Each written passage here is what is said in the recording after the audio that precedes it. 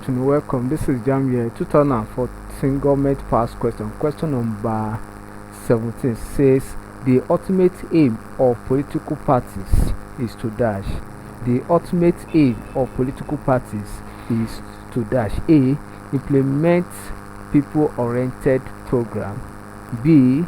Acquire and exercise power. C. Increase the political awareness of the electorate.